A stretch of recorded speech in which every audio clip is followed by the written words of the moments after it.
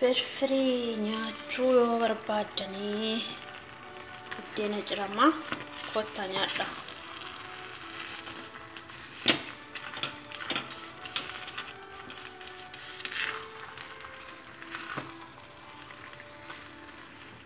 Ga'ee jirachuudha.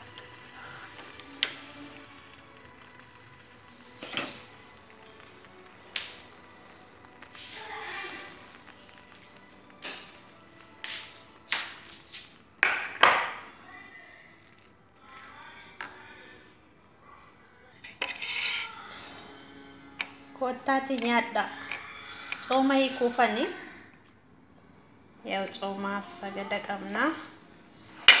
Firfiriin kannarra buddeentu xixiqqaa irratti fakkaata. Waa miti.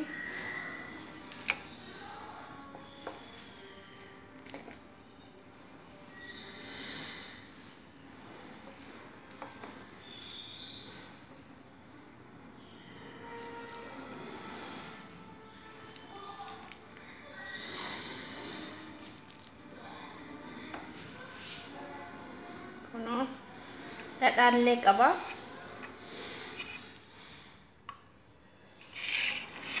Haa nyaannu.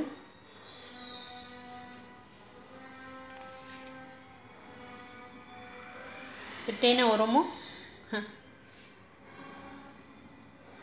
Xaafiin kan Oromooti. Maaltu kana bishaan godhe. Begeeta Yesus Kristos midhaan kana dhiigaaf foonitti nu dabalee hafuura Yesus ameen ameen ameen. Haa nyaannu jooko. Haa nyaannu maaloo kottaa nyaannuti.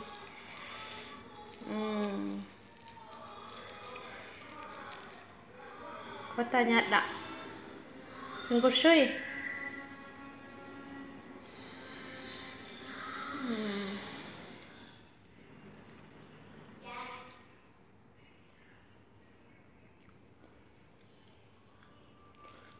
Misaatiin xoomattiin kan jira. Kottaati nyaadha.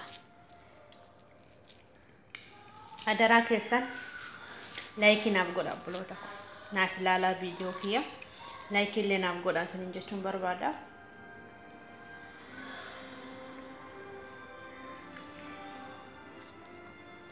Isiniin jedha.